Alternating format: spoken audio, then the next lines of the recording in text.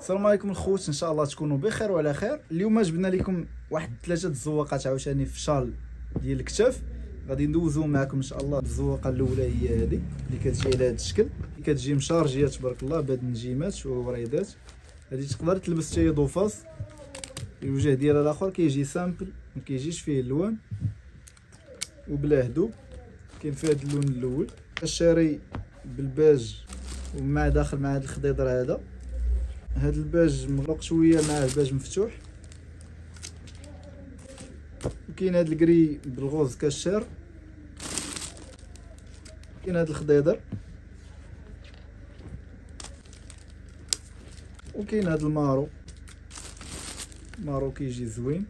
راكم الزواقه الثانيه اللي هي هذه جات سامبل شويه خفيفه فيها هذا البابيو. جات كل مربع تيكون في لون، فيها الكحل الباج بلون كاسي. كاين هذا اللوين هذا بلو مارين داخل مع هذا الكاميل والبلون كاسي حتى هو. وكاين الباج والمارو حتى هو داخل فيه شويه بلون كاسي.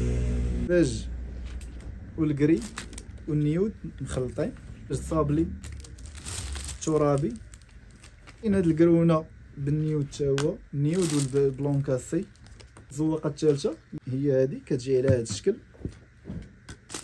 هادي كتجي بهاد الخنيجرات، هادي جات بحال ارتيزانه. كاين فيها هاد الكري، كاين فيها البلو مارين. هادي زواقه جات زوينه تبارك. الكرونه باج مغلوق،